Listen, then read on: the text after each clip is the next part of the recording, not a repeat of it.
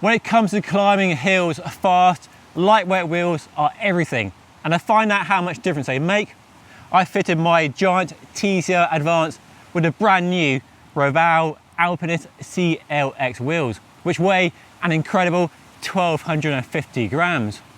In this video, we'll not only find out how much faster they help me on my local savage climbs, we'll go to the tech details of how they're so light, and I'll show you the tubeless process as well, because yes, they are now tubeless ready. But first, let's see what these new wheels are like when it comes to climbing. And to find out, I come to one of the toughest climbs in my neck of the woods.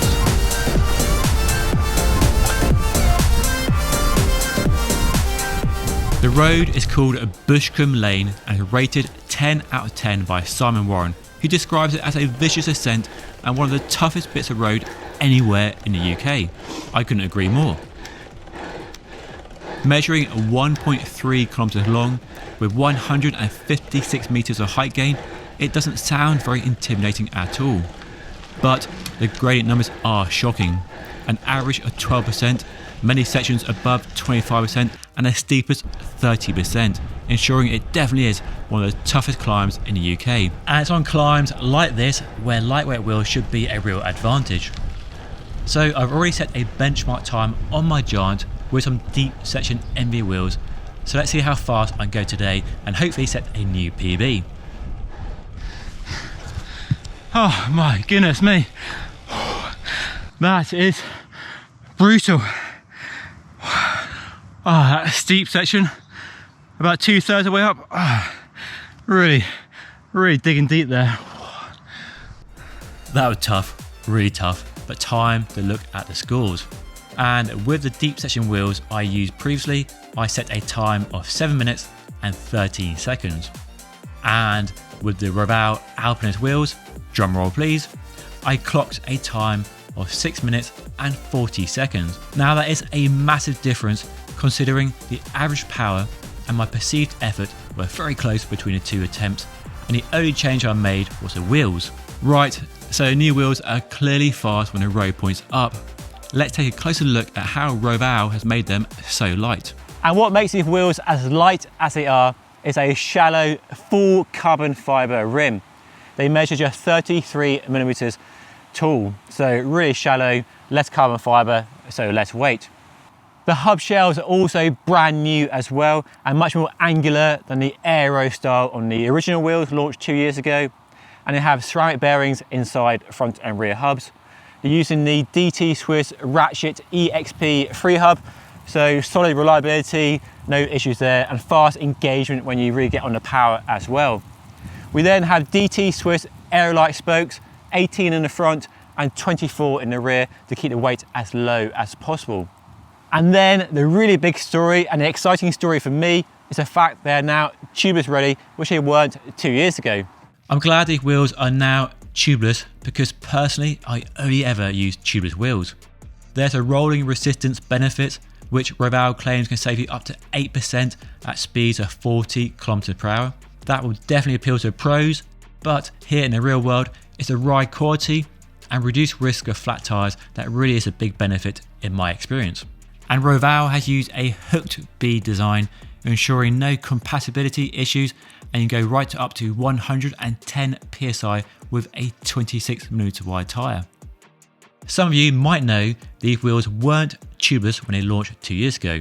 To cut a long story short, it appears that Peter Sagan was, being well Peter Sagan, and slammed some prototype wheels into a curb and broke them. This set in motion 2 years of development, 1,000 prototypes and 150 different carbon fibre layouts, and the company is now confident the wheels are the strongest it's ever made at the lightest possible weight.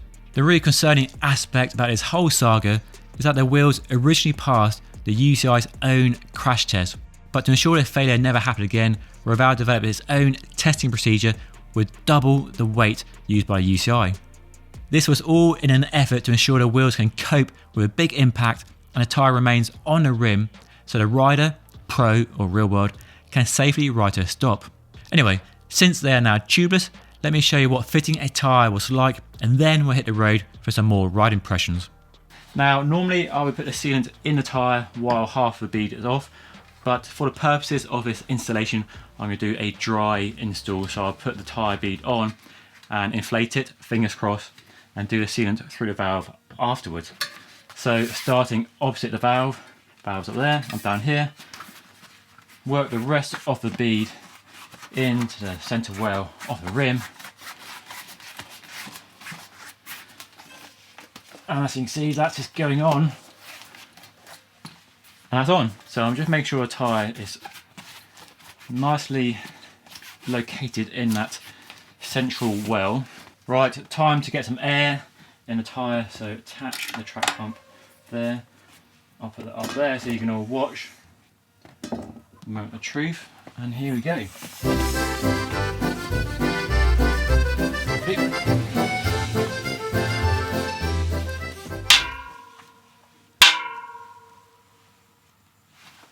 And that, as signified by the two little bangs, was a tyre going up, and we hit 75 psi on a track pump to get to that pressure.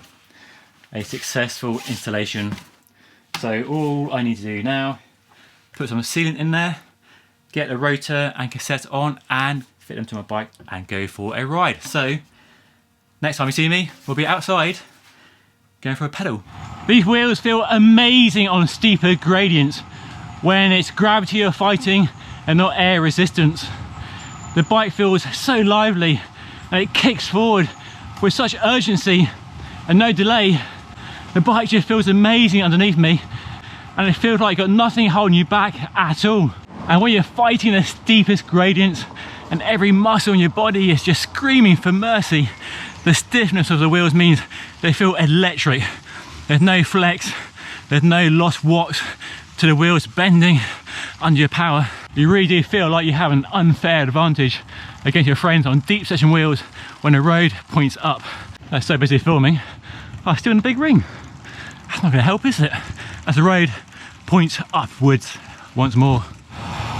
So clearly these wheels are fantastic when the road points up. They're super light, really agile, definitely help you harness your fitness for climbing potential. But away from steep climbs, they're also right at home on flatter and more undulating roads, especially the type you get here in the Cotswolds, where the road is constantly going up and down. They don't quite have the pure aero performance of a deeper section wheel, and above speeds of 30 to 35 kilometers per hour, you can feel they're not quite as fast as a deeper section wheel would be. But unless you're into all your aero gains and you're smashing along, really trying to maintain a high average speed, for general riding at a wide range of speeds, high and low, on undulating roads like I have here in the Cotswolds, the wheels perform really well and they feel right at home. Another benefit of a shallow rim is on a blustery day like today, they're really stable and really calm in crosswinds. They're not buffeted around like a deep section wheel, which is something I do suffer from as a lighter weight rider. And through the corners, there's plenty of stiffness and they give the bike a nice, sharp, responsive feel too.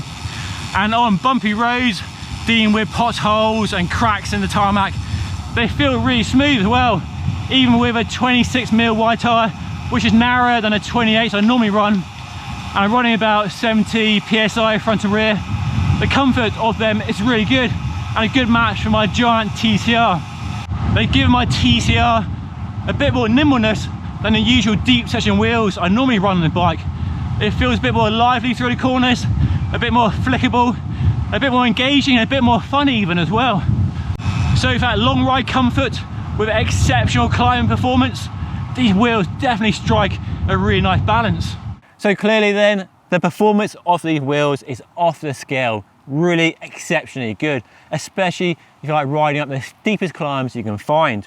But they're not just a climbing wheel set. If you want a good all-round wheel set that offers good performance and comfort and is lightweight, and you're not after chasing all the aero gains you can, these are a really good pick. And there aren't many options that are as light as these and are tubeless and disc brake ready. And while £2,500 is clearly a lot of money for a set of carbon fibre wheels, they are about 3 times cheaper than the lightweights I reviewed earlier this year. So if you like the look of them, check out their website, link down below, and give me a thumbs up if you enjoyed this review. Got any questions, feel free to put them in the comment section down below. And if you see some other top end wheel set reviews, then check the playlist right here. And don't forget to subscribe by hitting the button down here. But that's all for today. Thank you so much for watching. I'll see you all again very soon.